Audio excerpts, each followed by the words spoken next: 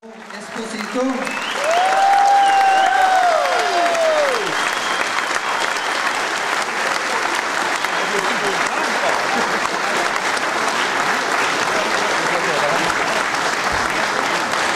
Først så vil jeg bare få lov, jeg synes det litt moro. Det har jo gått, som jeg sa, 40 år. Bare se på dette.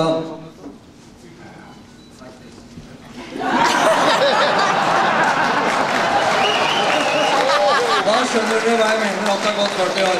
Da skal jeg få lov til å overrekke mikrofonen til Joe.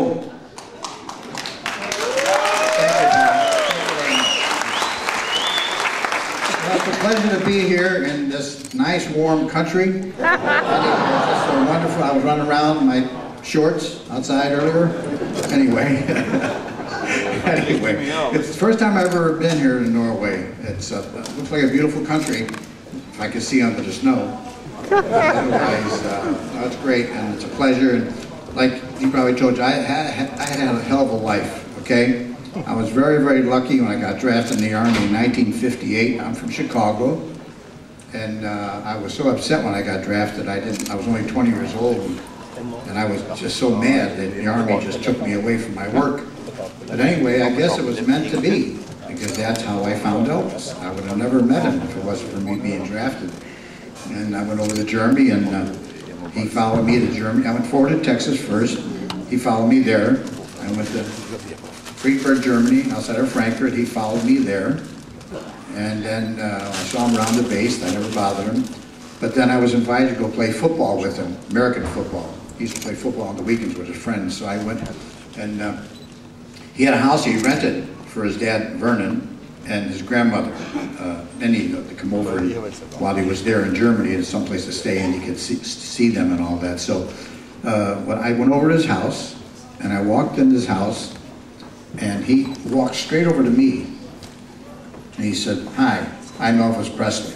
Like I didn't know who he was. But that's the kind of guy he was, though. He was such a gentleman, and I told everybody this story. The minute I shook his hands and I looked in his eyes, and he had that little beautiful smile he has on his face, I knew we were going to be friends from that time on, and that's how it happened. And I was with him all the way till he passed away. And I was so damn lucky in my life. It was so amazing. He was the nicest man in the world, so generous, and he would help anybody if they had a problem, total strangers, anything. He was just one of a kind. He had an aura about him that you can't explain it. You had to meet him. Once you met him, you can't help but love the man. I mean, that's the truth. Anybody will tell you that. I remember Frank Sinatra when Elvis first came out. He said, "Oh, this kid will never make it. He'll never make it in the business. He's not that good, you know." But then when Frank met him, when we got the service, when we did Frank Sinatra special, when Frank met him, he was Elvis's friend from that point on. We stayed in touch. He was always seeing the shows and everything. So that's why I say that's what Elvis had. Anyway, tonight we've got a great tribute going on tonight. Dennis Jale come up with this show. He does a great job. He doesn't impersonate Elvis, he sings Elvis's songs, and he does great work, and he got the TCB band, all my old friends for many years, and it's great to be here. Let's have a great time tonight, okay? Let's have a great time.